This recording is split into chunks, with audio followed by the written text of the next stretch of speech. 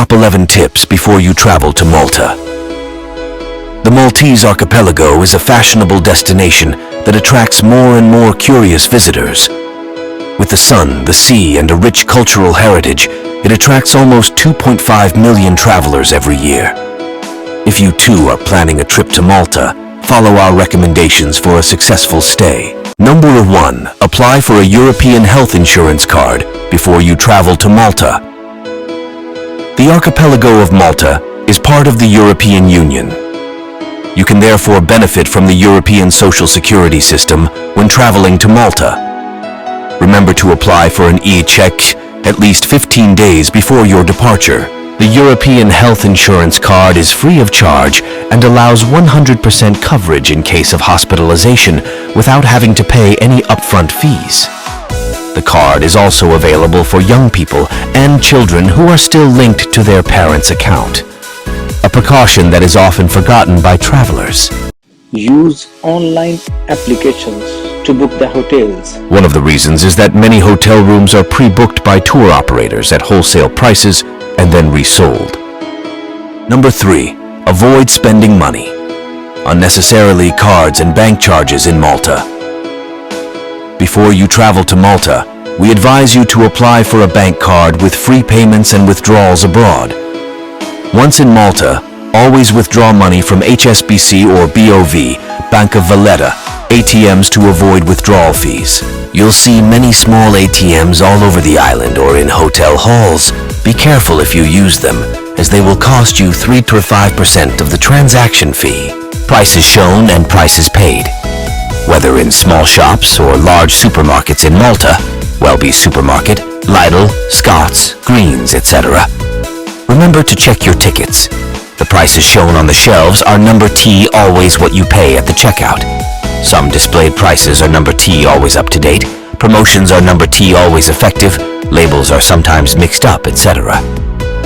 To avoid unpleasant surprises, always look at your receipt directly after you have paid. Exchange for small purchases. When traveling in the Maltese archipelago, always try to have between 5 and 10 euros in change. Sometimes the change given back when you shop is approximate, or you simply don't get change if you don't have a rounded account. When buying a bus ticket, a pastizzi or a bottle of water around the corner, always try to have exact payment. You should also be aware that some shopkeepers or bus drivers do number T, always accept billets. Say number 4. Travel to Malta equipped before departure. The necessary accessories before you travel to Malta. You will need to protect yourself from the sun and equip yourself properly. Malta is a country with British-style power sockets on the same standard as in the UK. We advise you to pack the following items so you won't be short of anything when you arrive. A pair of sunglasses, sunscreen 30+, 50+ at any time of the year. Something to cover your head, cap, hat, etc. If you forget, don't worry. All these accessories are available in most supermarkets in the archipelago. What to pack for Malta? Traveling to Malta means going to a warm and sunny country. If you go between May and September, don't overdo it. It'll be hot, and you'll be in shorts or dresses all the time, even at night. From October to April, temperatures in Malta drop, but rarely fall below 10 degrees Celsius. There is number need to over-equip, as you won't find number W or extreme cold. However, the island nation is quite windy during the winter and particularly prone to sea storms. So if you're planning to stay in the winter months, bring a jacket with a hood and a hat if you have sensitive ears. For the more sporty, there is Decathlon in Malta, so it is possible to buy everything you need. Number 5. Plan your visits and activities in advance. Whether you are discovering Malta for a weekend or for a stay of several weeks, it is highly recommended to anticipate and plan your visits and activities so as number T to miss anything and number T to be caught off guard. Malta is full of places to discover: the Blue Lagoon, Valletta, Medina, Gozo, etc. And although the island is small, road and water transport, Sirkuwa ferry terminal, can be time-consuming.